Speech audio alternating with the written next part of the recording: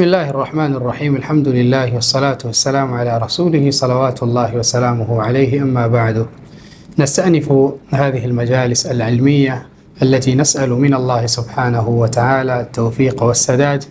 فبين أيدينا كتاب الداء والدواء للإمام ابن القيم رحمه الله تعالى. Tukiendelea na kitabu chetu na darsa hii katika siku hizi, kitabu cha Dau wa Dawa cha al-Imam Ibn al-Qayyim rahimahullahu ta'ala, kitabu ambacho kina jina ambalo linatambulika kwa al-Jawabu al-Kafi liman sa'ala 'ani ad-dawa'i ash-shafi. Ni jawabu lenye kutosheleza kwa yule ambaye ameuliza na kuomba dawa kutoka kwa shekhe ambayo itakuwa ni ponyo katika maisha yake. Kama tulivyoeleza katika mukaddima kwamba kitabu hiki ni sababu ya sali.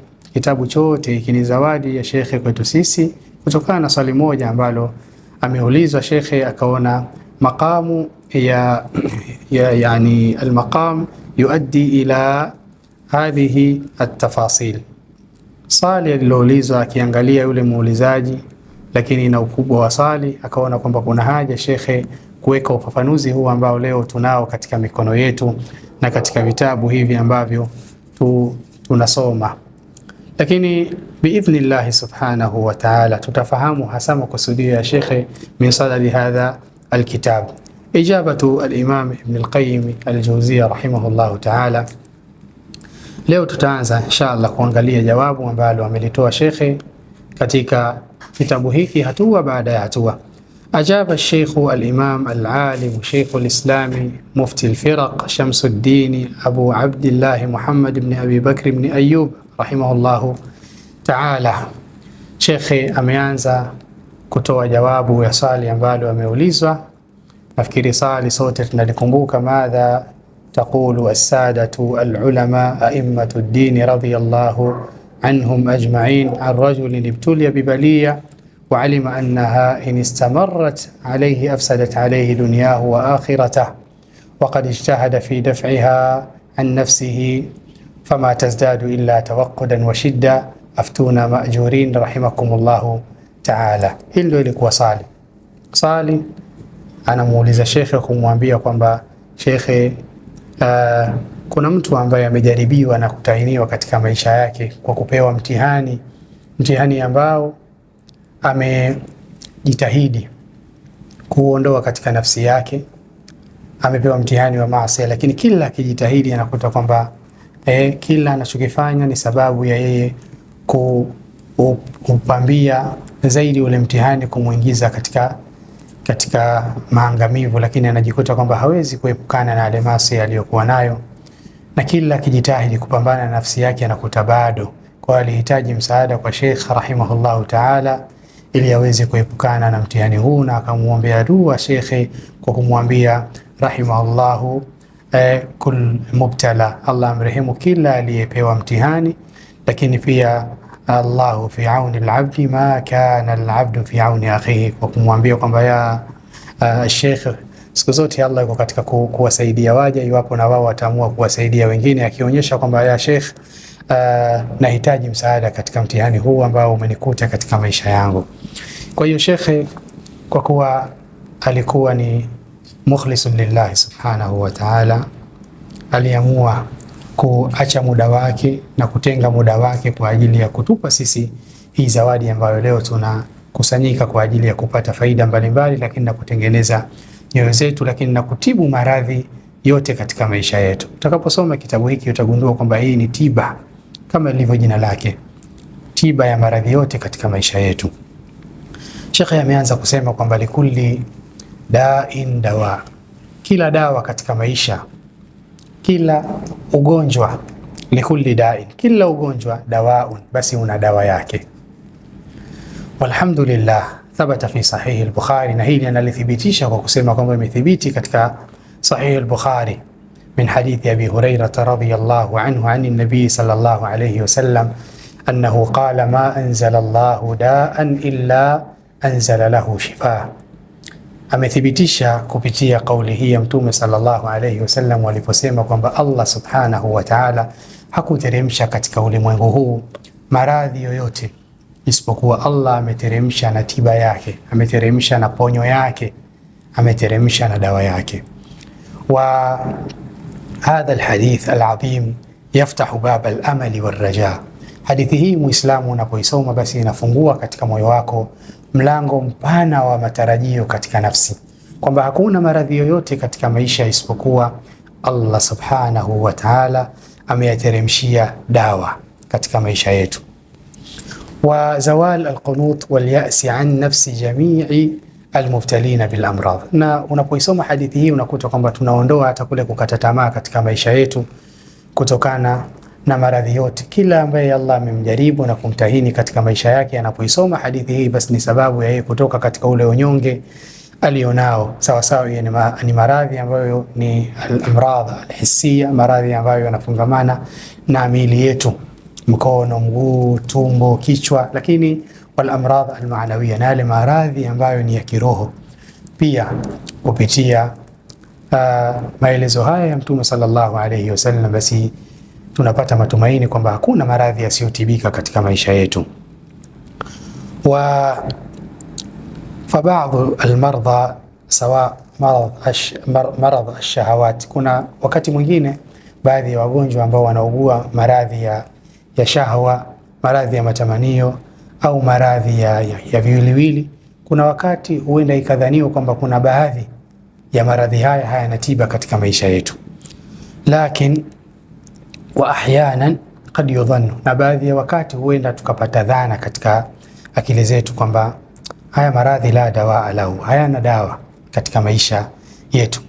Wa ahyanan yuhkamu ala ba'd al-amrad tibbiyan, na kuna wakati huhukumiwa baadhi ya maradhi kitabibu, madaktari wanatoa kauli kwamba maradhi haya hayana dawa, la ilaja laha, hayana dawa wala hayana tiba yoyote.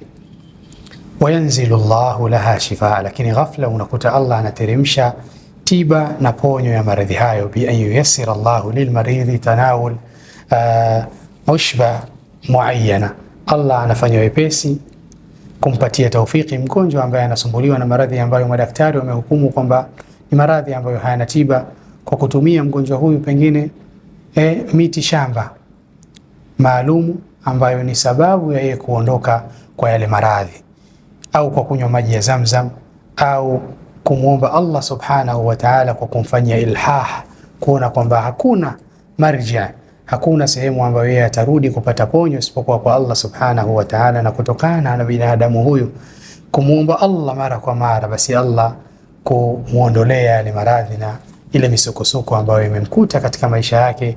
Ghafla akakuta yale maradhi ambayo hukimat alayhi tibbiyan annaha la ilaja laha, akakuta kwamba yale maradhi ambayo imetolewa hukumu kwake kwamba hayana tiba, Allah subhanahu wa ta'ala akamuonyesha tiba na shifaa. Kwa hiyo Sheikh ameanza na hadithi muhimu sana, na mithla hadha alhadith yanbaghi an yubdaa bihi fi kulli almajalis.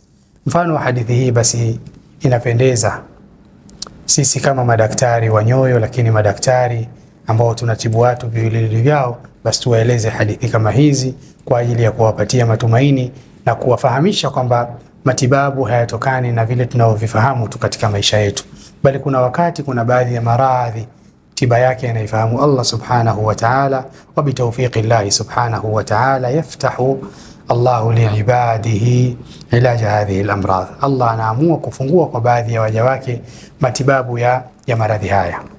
Kwa hiyo Mtume sallallahu alayhi wasallam athibitisha katika hadithi hii kwamba hakuna ugonjwa wowote isipokuwa Allah subhanahu wa ta'ala, maadamu yeye ndiye aliyoteremsha, basi Mtume anathibitisha kwamba Allah ameteremsha ponyo na tiba ya ugonjwa huo. Wa fi sahihi Muslim min hadithi Jabir ibn Abdullah qala Rasulullah sallallahu alayhi wasallam likulli da'in dawa. Mtume sallallahu alayhi wasallam anasema katika hadithi hii kwamba kila ugonjwa basi una dawa yake.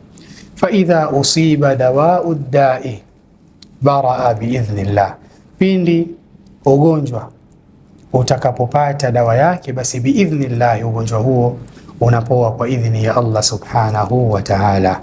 Kwa hiyo katika hadithi hii pia Mtume sallallahu alayhi wasallam wathibitisha kwa kusema kwamba likulli da'in dawa, kila ugonjwa basi una tiba yake.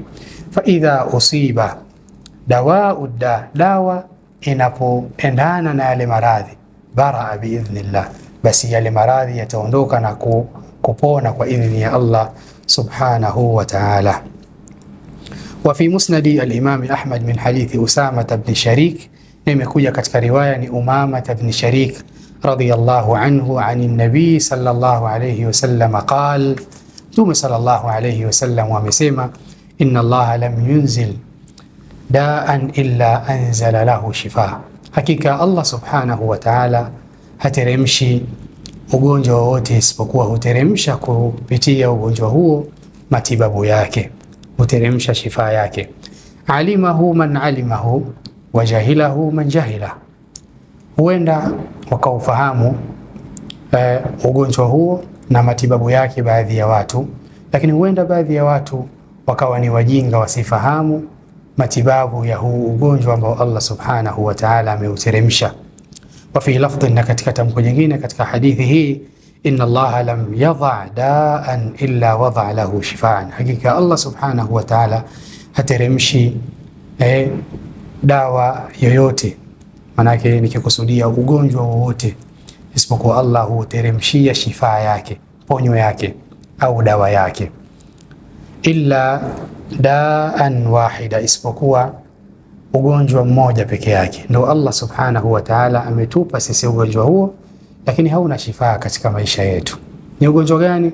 Qalu ya Rasulullah, hata masahaba waliposikia hili kwamba maradhi yote haya Allah ameyateremshia matibabu yake isipokuwa ugonjwa mmoja peke yake, maradhi ya aina moja peke yake, masahaba ilibidi wamuulize Mtume sallallahu alayhi wasallam, ya Rasulullah, ewe mjumbe wa Allah, wama huwa, ni maradhi gani yanayokusudiwa katika maelezo yako?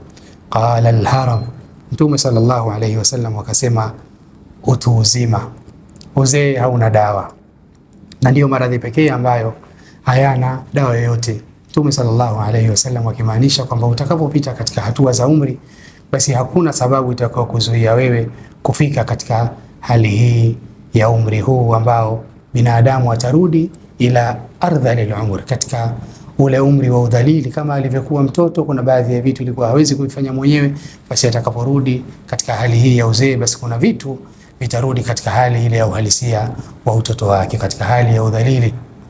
Na Mtume sallallahu alayhi wasallam amelieleza hili katika hadithi kwamba lazima yeyote ambaye atakayepewa umri katika maisha yake, basi atafika katika ugonjwa huu wa uzee. Qala at-Tirmidhi, hadha hadithun hasanun sahih wa hadha ya'ummu adwa al-qalbi war-ruh. Na haya tuliyoeleza yanakusanya maradhi ya nyoyo zetu, lakini na maradhi ya roho, walbadani wa adwiyataha, lakini na maradhi ambayo yanatupata katika viwiliwili vyetu, lakini na dawa zake. Kwa hiyo hakuna maradhi katika maisha yetu sawasawa, yani amradhu alqalbi au amradhu albadani, illa wa anzala Allah subhanahu wa ta'ala ilajaha. Kuna maradhi ya moyo wala maradhi ya viwiliwili isipokuwa Allah subhanahu wa ta'ala ameteremsha dawa yake na matibabu yake. Wa biidhnillahi subhanahu wa ta'ala, kupitia hadithi hizi za Mtume sallallahu alayhi wasallam, tunathibitisha kupitia elimu tuliyoipata kwa Mtume salawatullahi wasalamuhu alayhi, alladhi la yantiqu anil hawa in huwa illa wahyun yuha, Mtume ambaye hatamki kupitia matamanio ya nafsi yake, isipokuwa huwa ni wahi kutoka kwa Allah subhanahu wa ta'ala, annahu la yujadu da illa wa anzala Allah subhanahu wa ta'ala lahu shifa, hakuna ugonjwa wowote isipokuwa Allah subhanahu wa ta'ala ameteremsha tiba yake. Hili lilikuwa ni jawabu la kufungua kitabu hiki cha al-Imam Ibn al-Qayyim rahimahullahu ta'ala, wa nas'alu Allah subhanahu wa ta'ala an nantafi'a bihadha aljawab. Tunamwomba Allah subhanahu wa ta'ala atunufaishe sisi kwanza kwa msingi huu ambao utafungua jawabu hili ambalo shekhe amelikusudia alifikishe kwa muulizaji, lakini kwetu sisi sote kwa ujumla, tukiamini kwamba hakuna ugonjwa wote katika maisha haya isipokuwa madam Allah subhanahu wa ta'ala yeye ndiye aliuteremsha, basi atatuteremshia na kutubainishia na kutuwekea sisi dawa yake.